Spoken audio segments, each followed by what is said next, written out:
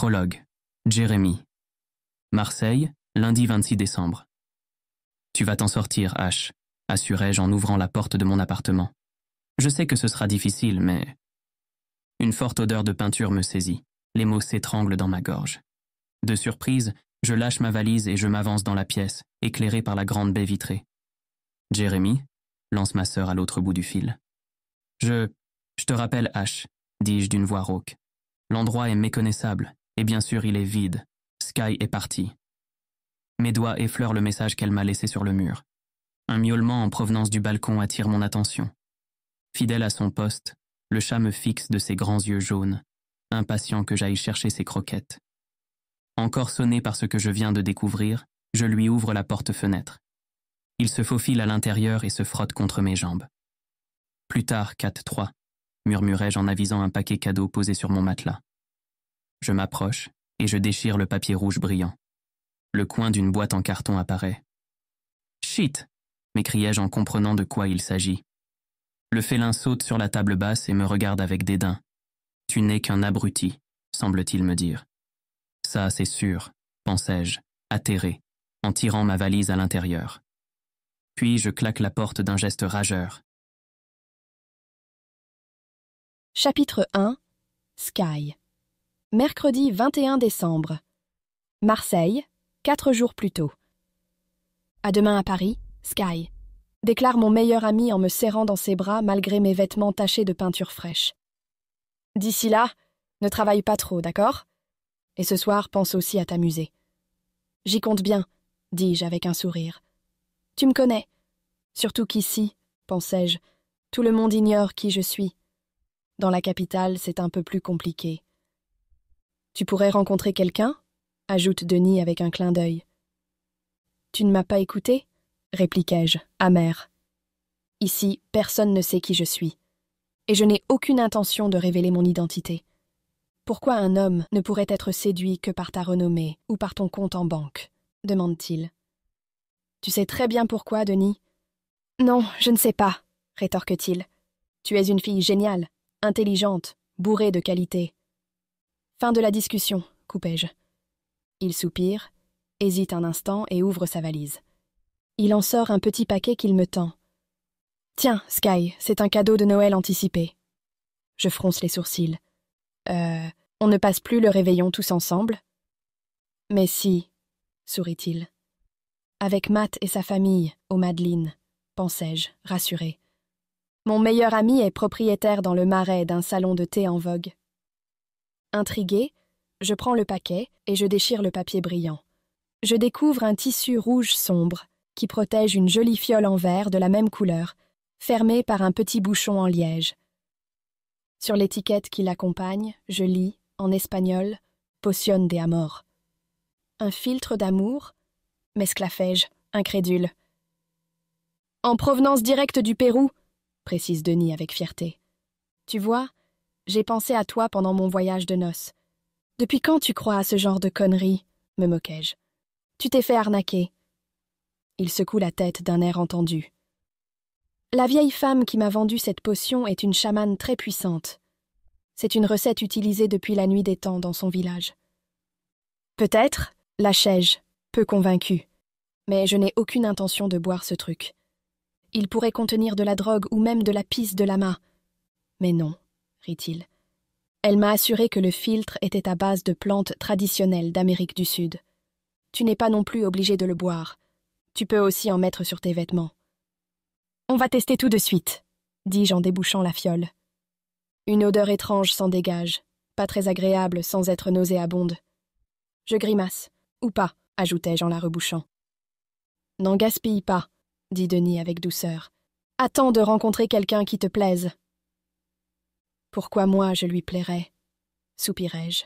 La vraie moi, Sarah Kavinsky, la femme ordinaire qui se dissimule derrière ses cheveux bleus, pas Sky, l'artiste reconnu. Tu es une seule et même personne, répond Denis. Et crois-moi, tu n'as rien d'ordinaire. Je hausse les épaules. Il n'insiste pas, mais je vois qu'il est déçu. Merci, Denis. Je te promets d'en faire bon usage. Avec un peu de chance, pensai-je, c'est un antimite efficace, ou un répulsif à fourmis. J'enveloppe la fiole dans son tissu protecteur et je la range au fond de mon sac à dos. Mon Uber est arrivé, annonce mon meilleur ami, en désignant une voiture qui vient de s'arrêter dans la rue en double fil. Il m'embrasse sur la joue et se dirige vers la porte du local en travaux. « Bon vol !»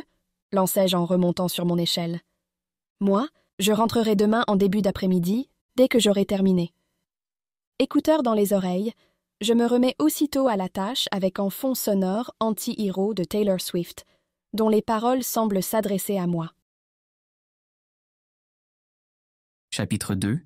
Jérémie. Jeudi 22 décembre. Aéroport de Marseille-Provence le lendemain. Ma sœur sur mes talons, je me dirige vers la file la plus à droite du contrôle de sécurité. Nous passons sous le panneau où est inscrit en majuscule le mot « crew », c'est-à-dire équipage. Sourire aux lèvres, je pose ma valise cabine dans un bac en plastique et j'en prends un deuxième où je place ma montre, ma ceinture et mon ordinateur portable. Ce matin, je suis d'excellente humeur. Après mon dernier vol de la journée, je rentrerai chez moi à Londres pour 4 jours de repos incluant Noël. Pour une fois, les dieux du planning ont été cléments avec moi. Avec ma sœur aussi, mais ils le sont toujours pour elle. Ashley et moi sommes tous les deux pilotes de ligne chez Dragonfly, une jeune compagnie low cost qui est devenue en quelques mois la 2e d'Europe, grâce à un business model très performant. Ashley a déjà été promu commandant de bord, mais moi je suis encore officier pilote de ligne, autrement dit copilote. L'employé du contrôle de sécurité me demande en français si je n'ai rien dans les poches, si je ne transporte rien de dangereux, etc. Je lui réponds en anglais. Par chance, le portique ne sonne pas, mais on me demande d'ouvrir ma valise. Pourquoi? Mystère. Ce faisant, je fais tomber une boîte de préservatifs que j'ai rajoutée au dernier moment. On ne sait jamais.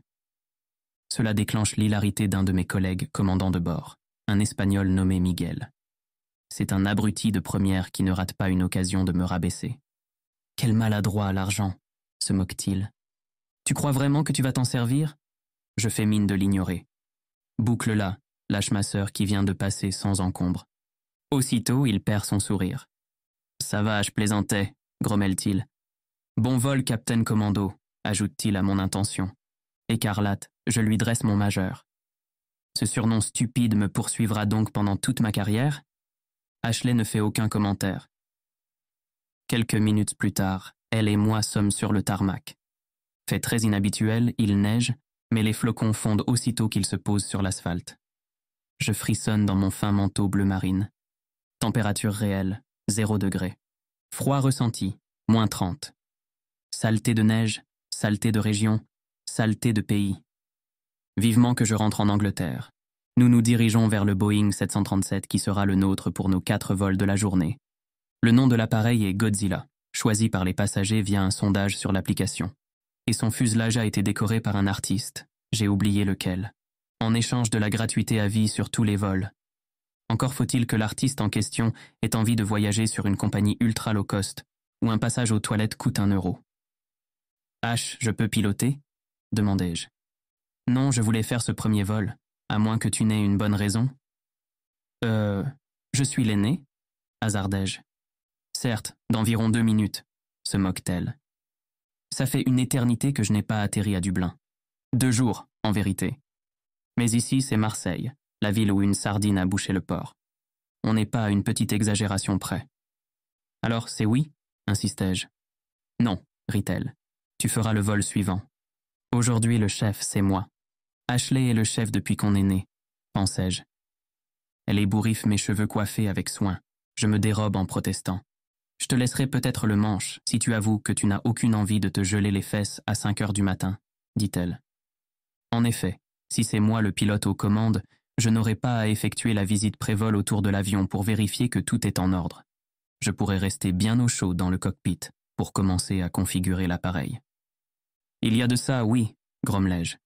Ashley m'adresse un sourire radieux et actionne le mécanisme qui déploie l'escalier métallique intégré au fuselage du Boeing. Une invention très pratique qui permet de gagner un temps précieux et d'éviter des frais de logistique énormes. « Tu pourrais montrer un peu plus d'enthousiasme », se plaint Ashley. « Ce n'est pas souvent qu'on vole ensemble. Pour ainsi dire jamais. Et c'est tant mieux. Qui a envie d'être aux ordres de sa sœur? Mais en cette période de fête de Noël, Les arrêts maladie sont monnaie courante et on l'a appelé en renfort ici. J'ai l'insigne honneur d'être basé à Marseille, alors qu'Ashley a obtenu un poste là où je rêve d'être, à Londres, à l'aéroport de Stansted. Hier soir, elle a dormi à l'hôtel. J'avais trop honte de l'emmener dans mon studio pourri. Elle voulait le visiter, mais j'ai refusé. Inutile de lui montrer le taudis que j'ai loué, si différent du coquet appartement qu'elle a acheté avec son fiancé. Ashley est sa vie parfaite. Ashley est parfaite, contrairement à moi.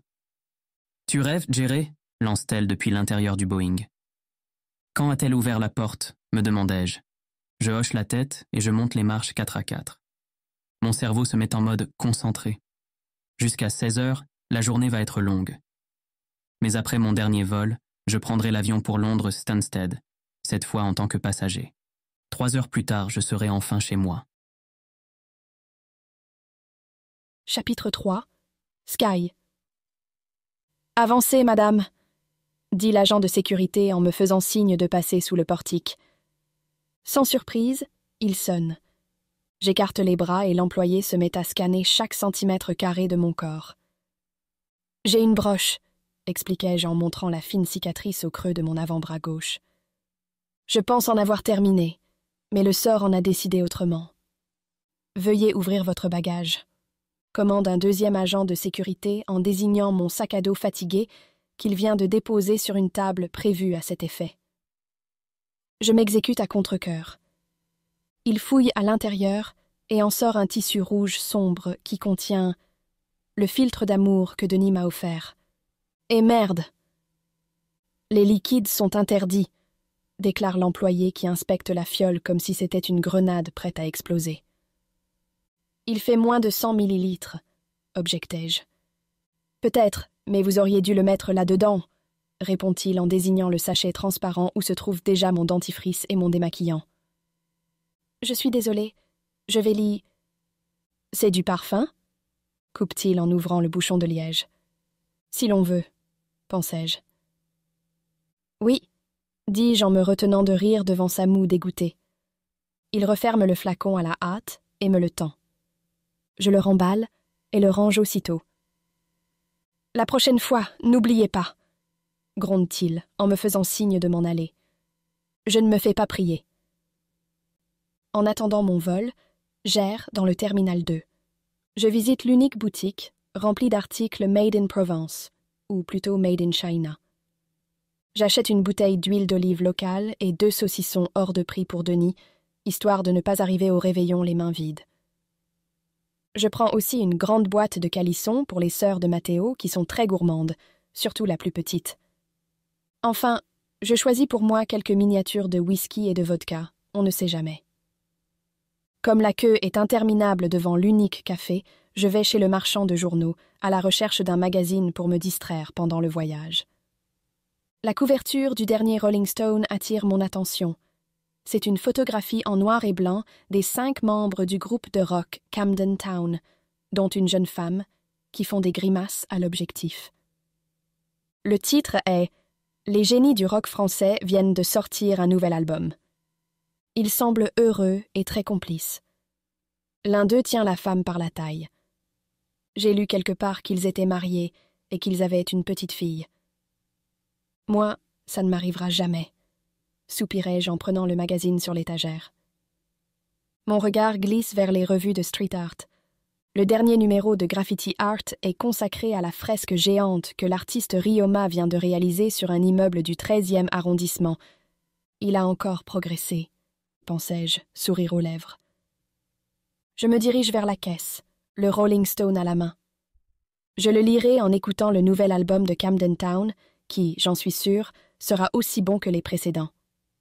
La maison de disques du groupe m'a proposé de créer des décors de scène pour leur prochaine tournée, avec un salaire indécent à la clé. Mais j'ai refusé pour le principe. Ils produisent quelques rappeurs misogynes et violents qui mériteraient de finir en prison. Dommage. J'adore Camden Town, et j'aurais été ravie de travailler pour eux. Dès que le vol est annoncé, je me dirige vers la salle d'embarquement. Par la baie vitrée, j'observe le tarmac recouvert d'une couche de neige de plusieurs centimètres qui s'est accumulée depuis ce matin. Le chauffeur de taxi s'est trompé. Il m'a assuré qu'elle ne tenait jamais.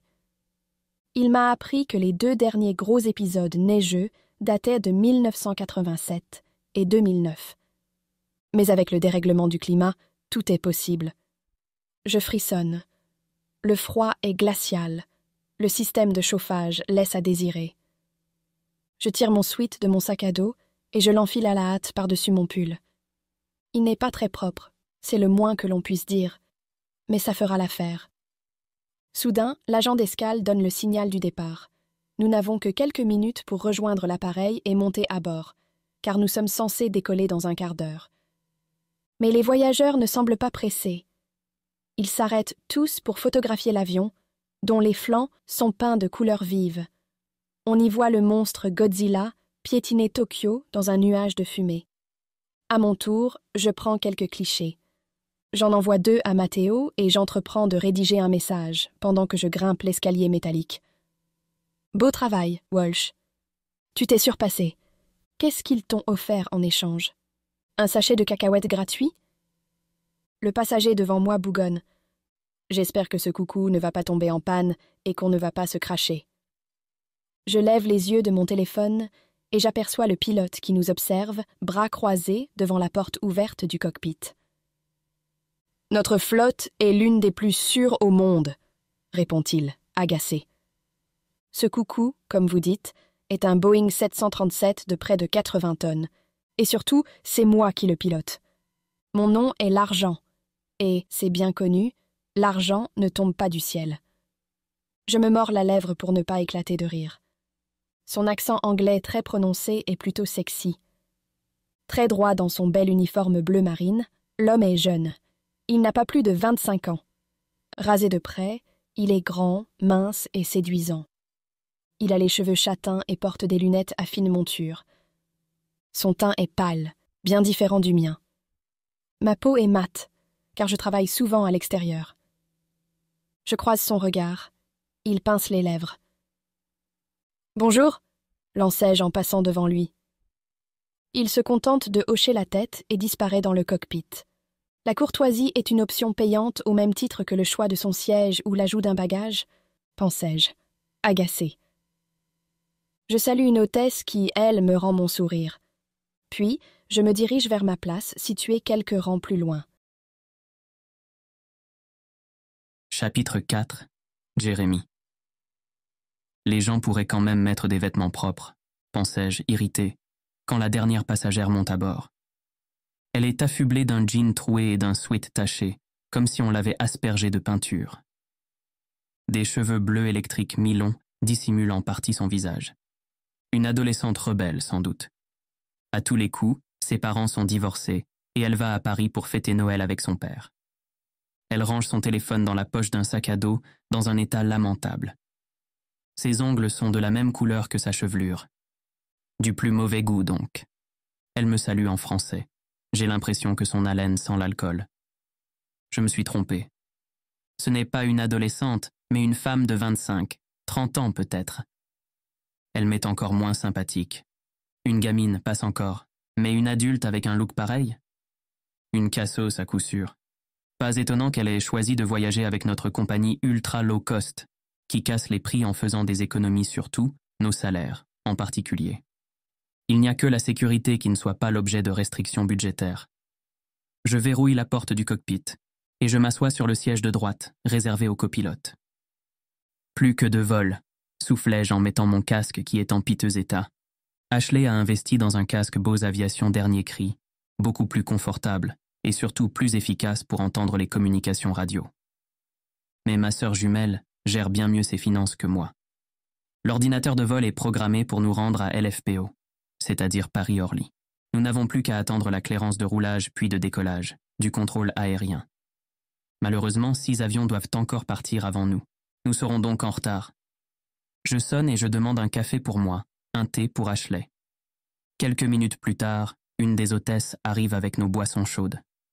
« Vous l'avez reconnu » s'écrie-t-elle, surexcitée. « Qui » dis-je perplexe. « On a une célébrité à bord » s'étonne Ashley. « Un peu, oui » sourit l'hôtesse. « Sky est à la place 7A. » J'avale de travers et je me mets à tousser. Jamais entendu parler, lance ma sœur. C'est une chanteuse? Bien sûr que non, répliquai-je. C'est une artiste connue dans le monde entier. Avec tout le fric qu'elle gagne, elle doit voyager au minimum en business, voire en jet privé. Vous êtes sûr de ne pas vous tromper? Oui, j'en suis certaine, répond l'hôtesse. Elle a un look assez particulier. Je suis familier de son travail. Harry m'avait offert un énorme livre de ses œuvres, qui doit traîner quelque part dans mon appartement. Mais son portrait n'y figure nulle part. Son identité n'est pas secrète comme celle de Banksy ou Ryoma, mais Sky est très discrète, et elle n'apparaît jamais dans les médias. L'hôtesse pianote sur son smartphone et le brandit sous mon nez. Je réprime un cri de surprise. Sur la page Wikipédia de Sky, une petite photo de très mauvaise qualité représente une jeune femme au sourire timide, dissimulée derrière un rideau de cheveux bleus. Et merde, ce serait cette fille que j'ai saluée du bout des lèvres. Mais quel con, rageai-je. Dire que j'aurais peut-être pu échanger quelques mots avec elle. À Orly, avec un peu de chance. Ashley s'empare du téléphone. Sarah Natalia Kavinsky, ou Sarah Kavinsky, également connue sous le pseudonyme de Sky, est une street artiste française, sérigraphiste, muraliste et illustratrice âgée de 27 ans. Elle vit à Paris et... Soudain, ma sœur est interrompue par la voix du contrôleur aérien qui nous annonce une bien mauvaise nouvelle. Chapitre 5. Sky. Écouteurs dans les oreilles, je suis hypnotisée par le balai des flocons qui tourbillonnent de l'autre côté du hublot. Il neige de plus en plus fort. Du terminal situé à quelques mètres de notre appareil, on ne distingue plus que la silhouette sombre. Nous avons déjà une bonne heure de retard. Est-ce à cause du temps qu'on ne peut pas décoller? Pensais-je perplexe. Pourtant, j'ai vu bien pire lors de mes voyages aux quatre coins du globe. Autour de moi, les passagers s'impatientent. Le commandant de bord a fait une annonce il y a un quart d'heure. Elle a évoqué un problème avec un autre avion.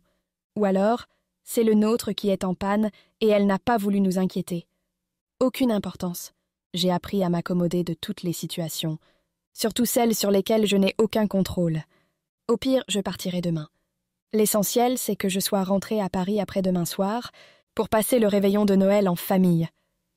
Par famille, j'entends celle que j'ai choisie, pas ma famille biologique. J'ai coupé les ponts dès que j'ai eu 18 ans, lassée de voir mon père alcoolique battre ma mère, qui elle-même n'était pas tendre avec moi. Je me cale au fond de mon siège, bien trop droit pour être confortable, et je commence à fredonner « Dancing on my own » de Robin. Je continue à danser toute seule, disent les paroles. C'est aussi mon cas, et ça me convient très bien. Soudain, une voix masculine avec un accent anglais très prononcé, celle du pilote qui m'a ignorée, retentit dans la cabine. « Mesdames et messieurs, j'ai le regret de vous informer que la piste est fermée jusqu'à nouvel ordre en raison des conditions météo. » Clameur outrée des passagers. « On nous annonce que nous devons débarquer. Là, on nous donnera davantage de renseignements. » « C'est sûr, nous ne partirons pas ce soir, pensais-je en détachant ma ceinture. Même si la neige s'arrête de tomber, je doute qu'il y ait le matériel suffisant pour dégager la piste.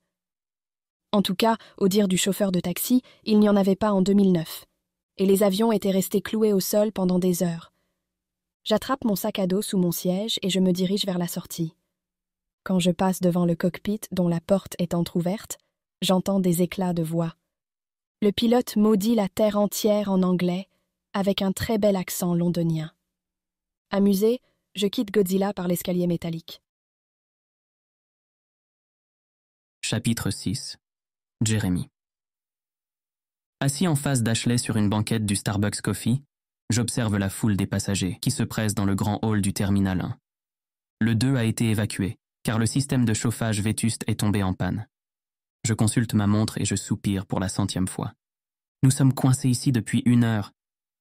Je n'ai même pas touché à mon brownie hot chocolate, qui est pourtant un de mes péchés mignons. Un délicieux mocha au brownie, accompagné d'une crème fouettée nappée de sauce au chocolat et saupoudrée de pépites saveur caramel. Une boisson digne de Noël. Ma sœur tente d'y plonger sa cuillère, mais je l'en empêche. « Patouche, ça t'apprendra à prendre du thé. »« Alors, bois au lieu de râler, » réplique-t-elle, agacée. « Bien sûr que je râle. À Londres, tout serait dégagé en un quart d'heure. On n'est pas à Londres, Jerry. On est dans le sud de la France. Ici, d'habitude, c'est plutôt soleil et ciel bleu. Regarde dehors, on dirait un paysage alpin. Je hais le sud de la France, je hais la France et aujourd'hui, je hais la neige, pensais-je. Je voulais participer aux préparatifs du réveillon pour une fois, bougonnai-je. Parce que s'il y a une chose à savoir sur moi, c'est que j'adore l'ambiance de Noël. J'avais prévu d'aller acheter un immense sapin demain matin et de passer la journée à décorer la maison. Par maison, j'entends celle de notre mère, à Londres, pas mon appartement miteux.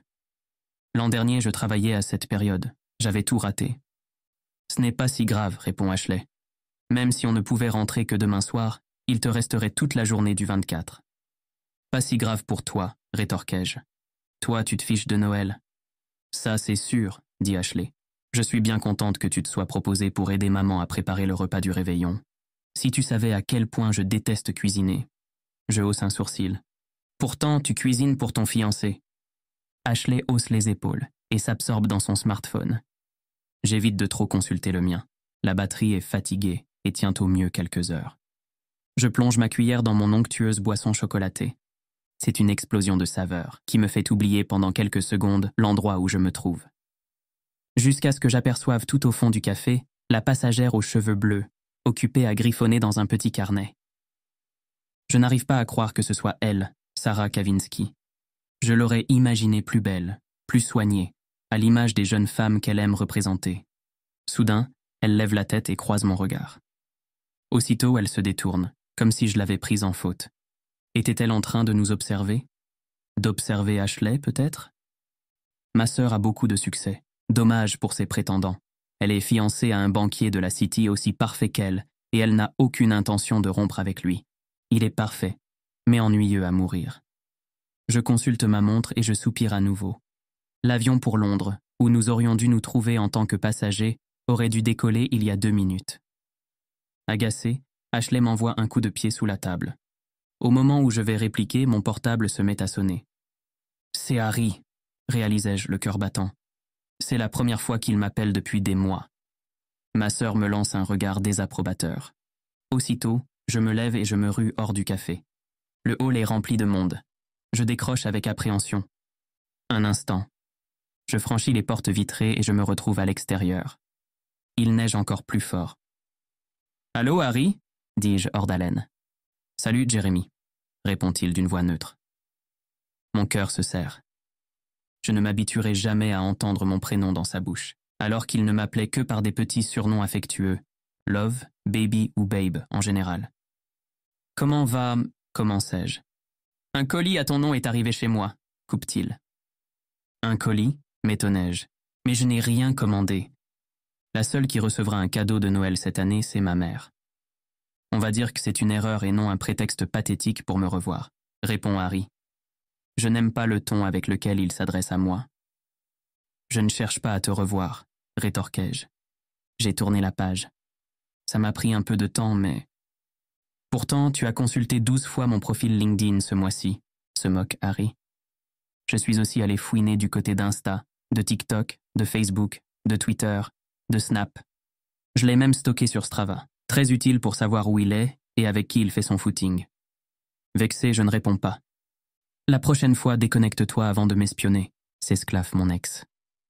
Il n'y aura pas de prochaine fois, grommelai-je. Quant à ce stupide paquet, fais-en ce que tu veux. Je n'ai vraiment aucune idée de ce que c'est. Revends-le sur Gumtree si ça a une quelconque valeur.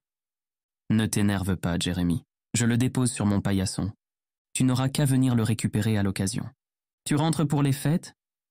Il utilise encore mon prénom, et il n'a toujours aucune intention de me voir. Oui, mais… Et si quelqu'un le vole? Demandai-je. Je suis le seul locataire au dernier étage, t'as déjà oublié? Répond Harry. Personne ne passe par là. Comme tu voudras, dis-je d'un ton sec. Désolé, mais je dois filer, j'ai un avion à piloter. Ou pas, pensai-je. Saleté de neige. Alors, ça y est? Dit Harry. Tu es enfin commandant de bord? Ça ne saurait tarder, bougonnai-je. Je ne… Bon vol, Jeremy, coupe Harry. Je ne te dis pas à bientôt parce que je préfère être honnête. Il a déjà raccroché. Un peu étourdi par cette conversation et, je l'avoue, le moral dans les chaussettes, je retourne au Starbucks. Je n'en doute pas. Ashley va me tirer les verres du nez. Lorsque j'entre dans le café qui s'est encore rempli, Je jette un coup d'œil vers la table où Sky s'était installée, mais elle a disparu, remplacée par un jeune couple qui s'embrasse sans retenue. Trouvez-vous une chambre, pensais-je avec une pointe d'agacement et peut-être de jalousie. Ashley a collé notre table à celle d'à côté, et elle est en grande conversation avec 4 membres d'un équipage d'Air France. Le commandant de bord, dans la trentaine, est vraiment séduisant. Cheveux noirs, yeux bleus, sourire charmeur et un corps de rêve. Voilà mon frère, Jérémy, annonce Ashley en français en me désignant. Hello, dis-je en m'asseyant devant mon chocolat froid. Les autres se présentent à leur tour. Ils sont tous français. Un commandant de bord, Baptiste. Dommage, il porte une alliance à l'annulaire gauche. Une hôtesse de l'air, Nina. Elle est blonde, jolie et ne porte pas d'alliance. C'est mieux. Un officier pilote de ligne et un steward plutôt quelconque, dont je ne prends même pas la peine de retenir le nom. Ça va ? Me demande Ashley, inquiète. Qu'est-ce qu'il voulait ? Rien d'important, dis-je avant d'avaler une gorgée de ma boisson. Je grimace. Froide, elle est devenue immonde. Ma sœur n'insiste pas. Elle me cuisinera plus tard. Jerry, que tu sois d'accord ou non, je vais devoir dormir chez toi ce soir. Je viens d'apprendre que je n'ai même pas droit à une chambre d'hôtel, soupire-t-elle. Avec un peu de chance, les routes aussi seront bloquées, pensais-je. Nous, on a eu le choix entre dormir à l'hôtel ou louer une voiture, lance Baptiste. On a opté pour la seconde solution. On rentre à Paris. Je n'ai aucune envie de m'éterniser ici. Ça te rappelle de mauvais souvenirs ? Répond Nina avec un clin d'œil. On peut dire ça, oui, grimace-t-il en se massant l'épaule. D'ailleurs, il nous reste une place. On peut déposer l'un de vous deux à Roissy ou à Orly. Vous seriez sûr de prendre un vol pour Londres demain matin à la première heure. Ashley me consulte du regard. Jerry, ça te dit ? C'est tentant, en effet, pensais-je. Surtout que Nina m'adresse de grands sourires depuis qu'elle m'a surpris à l'observer. Je n'ai pas eu d'aventure depuis ma rupture avec Harry il y a 8 mois, et je dois dire qu'elle me plaît. Mais pour certaines raisons, je me suis juré de ne jamais coucher avec un Français ou une Française. Passer une dizaine d'heures coincée dans une voiture avec des Français ne me réjouit pas non plus. Et puis, Ashley doit être pressée de retrouver James, son fiancé. Moi, personne ne m'attend à part maman qui pourra bien patienter un jour de plus. L'argument décisif. Si on part de Paris, on va devoir payer notre vol. Dragonfly ne nous permet de voyager gratuitement que pour rentrer chez nous. Ash, pars avec eux, assurai-je. C'est moi qui reste. On est à Marseille, la neige aura fondu d'ici demain matin. Non, si tu restes, je reste. Ça ira, coupai-je. A-t-elle compris que je n'ai pas les moyens d'acheter un vol plein tarif ? Elle sait que j'ai des problèmes d'argent, bien qu'elle ignore l'ampleur des dégâts, et que je ne veux surtout pas en parler avec elle. Dommage, murmure Nina en battant des cils. Baptiste consulte sa montre. Allons-y, les papiers de location de voiture doivent être prêts. Il se lève et enfile sa veste d'uniforme qui lui va comme un gant. Il est immense, ses épaules sont larges et musclées. Rien à voir avec moi. Je suis plutôt efflanqué et je mesure 1,79 m. Ashley, elle, est sportive et me dépasse d'1 centimètre. C'est une version de moi améliorée, comme James se plaît à me le rappeler. Elle m'embrasse sur la joue et se lève à son tour. À demain à Londres, Jerry. Je te téléphone quand on arrive à Paris. Je la suis des yeux jusqu'à ce qu'elle sorte du café avec les autres. La neige à Marseille.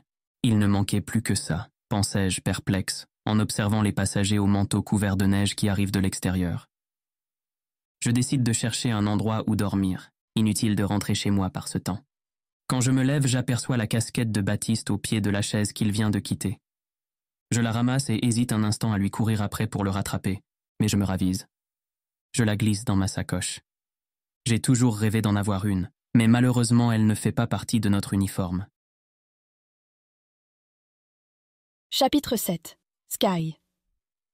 Frigorifié, je me lève, ferme mon carnet de croquis et le range dans la poche arrière de mon jean. J'ai si mal aux doigts que je peine à tenir mon crayon. Le résultat n'est vraiment pas terrible. Oppressée par la foule toujours plus nombreuse dans le Starbucks, j'avais fui à l'extérieur, et je m'étais assise sous un des arrêts de bus, à quelques mètres du terminal. La neige n'a pas cessé de tomber, bien au contraire.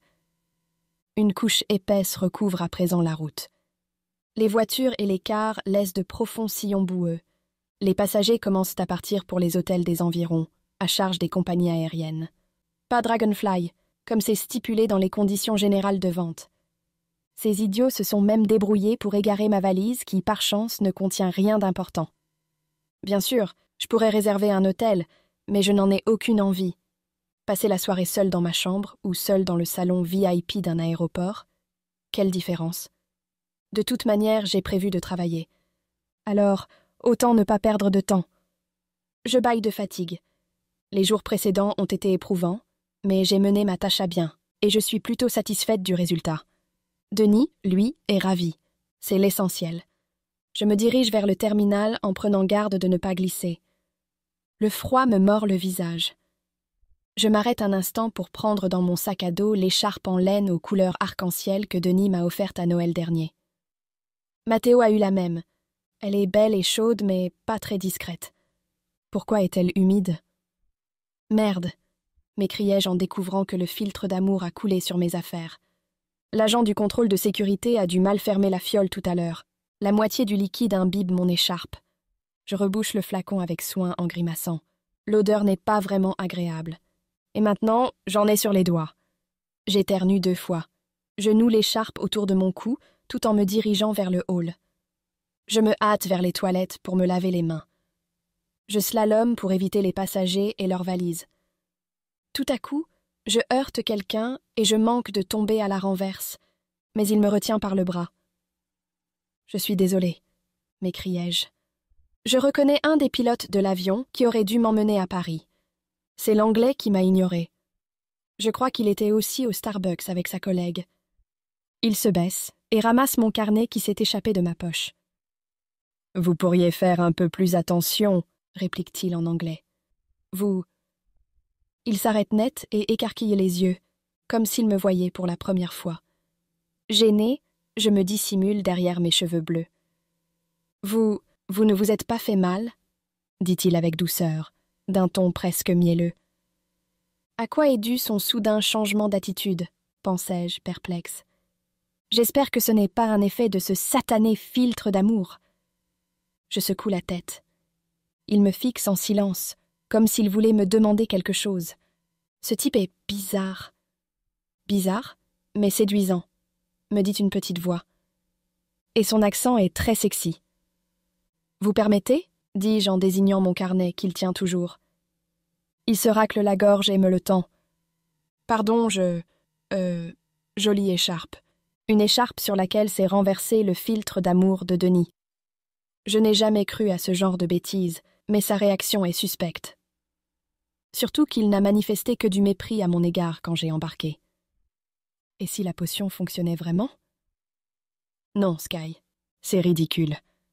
Merci, dis-je en souriant. Mon regard glisse sur le badge qu'il porte autour du cou. Sous sa photo, je lis son nom, en majuscule. Jérémy Largent. Bonne soirée, répond-il en rougissant. De plus en plus étrange. Perplexe, je reprends mon chemin vers les toilettes. Chapitre 8. Jérémy. Je regrette, monsieur, mais votre paiement est refusé, m'annonce l'employé en faction devant le tout nouveau salon VIP.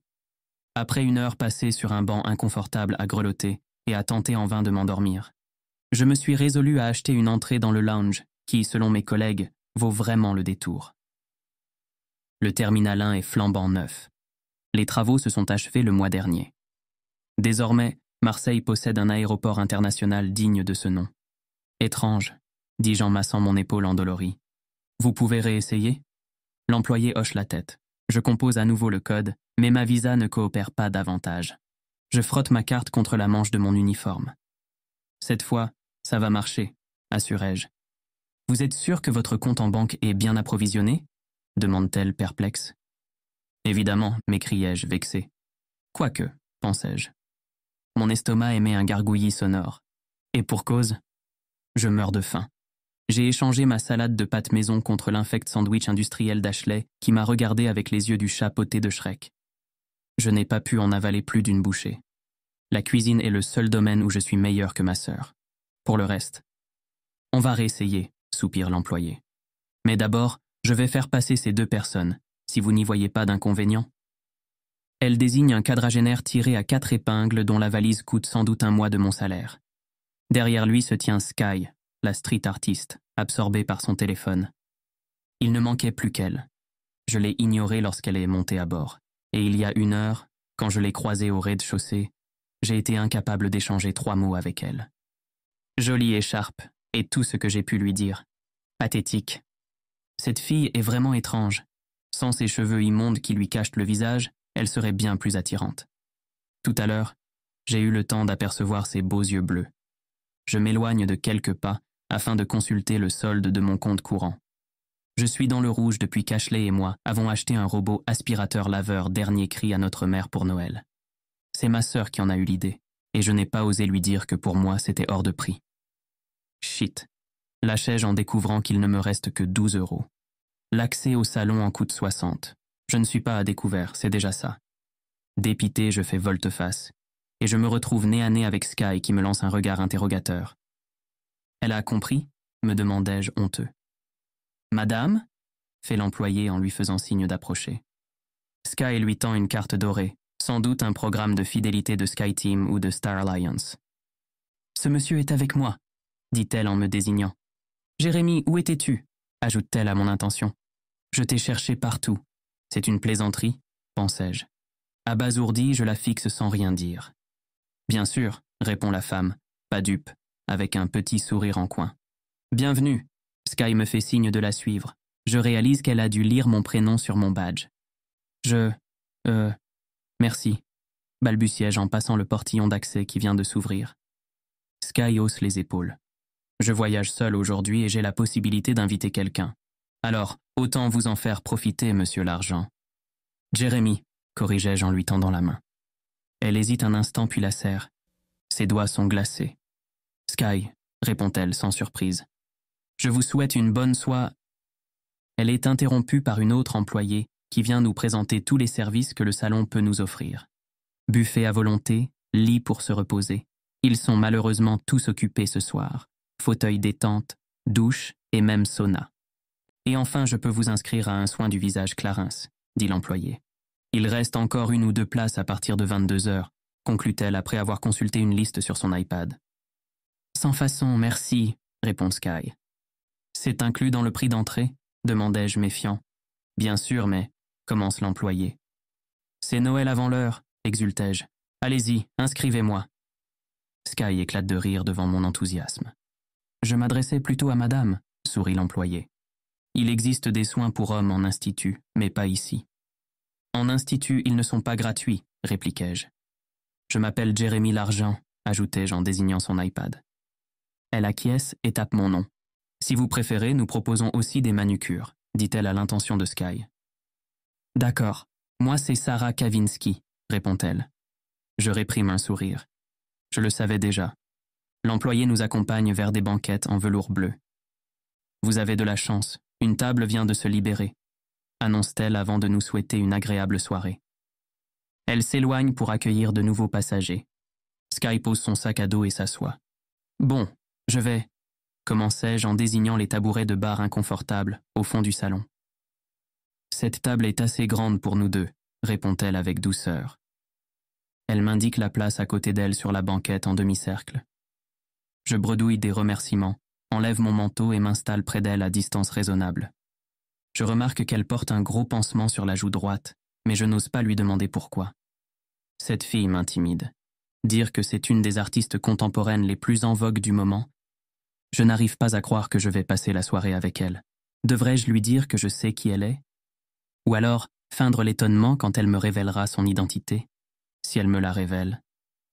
Sky enlève son horrible sweat taché et le pull qu'elle porte dessous, dévoilant un t-shirt blanc tout simple. Malgré la chaleur, elle garde son écharpe aux couleurs de l'arc-en-ciel. Je le lui fais remarquer. J'ai un peu mal à la gorge, répond-elle sans me regarder en face. Elle ment. Mais pourquoi ? Le silence s'installe. Je réalise qu'elle n'a qu'un sac à dos. Vous n'avez pas de valise ? M'étonnai-je. Et non, soupire-t-elle. Où elle est passée, mystère. Avec un peu de chance, elle est toujours dans la soute de Godzilla. On vous l'a perdue ? Dis-je. Je suis désolé. Si vous voulez, j'essaierai de me renseigner. Il n'y a pas mort d'homme, répond-elle. Ce ne sont que quelques affaires. Mais je regretterai de ne pas avoir de vêtements propres quand j'aurai pris ma douche. Un instant, je pense à lui proposer un de mes t-shirts, mais je me ravise. Ce serait très inconvenant. La vision de Sky dans mes sous-vêtements me traverse l'esprit. C'est encore plus inconvenant. « Vous voyagez souvent avec nous ?» demandai-je, même si je me doute de la réponse. « Non, c'est la première fois, dit-elle. Mais j'ai pris mon billet hier soir et tous les vols étaient complets sur Air France. » Mon estomac se met à gargouiller. Je tousse pour essayer de couvrir ce bruit gênant. « Si vous voulez aller vous servir, je garde vos affaires, » dis-je en désignant le buffet. Sourire aux lèvres, elle secoue la tête. « Allez-y, Jérémy. Moi, je n'ai pas très faim. Et puis, j'ai un appel urgent à passer. Je ne me fais pas prier. » Notre brève conversation tourne en boucle dans mon esprit. Depuis le début, je m'exprime en anglais, et elle en français. Je croyais qu'être assis à côté d'une célébrité me couperait l'appétit, mais contre toute attente, je me sens plutôt à l'aise en sa compagnie. Elle ne correspond pas du tout à l'image que je me faisais d'une artiste de renommée internationale, hautaine et capricieuse. Au contraire, elle est simple et accessible. Pourquoi se cache-t-elle derrière ses horribles cheveux bleus, me demandai-je, en m'emparant d'une grande assiette en porcelaine. Je me dirige aussitôt vers la partie du buffet dédiée à la cuisine japonaise. Des sushis de toutes sortes sont alignés sur des feuilles de bambou, mais aussi des sashimi, des makis et des onigiri. J'hésite pendant de longues minutes, puis je me décide à en prendre un de chaque. Mon plat est rempli à ras-bord. Je reviendrai pour les yakitori, les brochettes de viande grillée, qui ont l'air délicieuses. Puis, je demande à ce qu'on m'apporte une coupe du champagne le plus cher, tant qu'à faire. Satisfait, je me dirige vers Sky, mais elle n'est plus seule à la table. Chapitre 9. Sky. Dès que Jérémy s'est éloigné, je compose à la hâte le numéro de Denis. Celui-ci décroche aussitôt. « J'espère que l'aéroport a rouvert et que tu rentres ce soir. »« Si seulement, soupirai-je. »« Denis, je crois que le filtre marche vraiment, » ajoutai-je à mi-voix. « Pour le prix, il a intérêt à marcher, » réplique mon meilleur ami. Un peu honteuse d'en avoir gaspillé la moitié, je ne réponds pas. « Alors, qui a succombé à ton charme ?» demande Denis.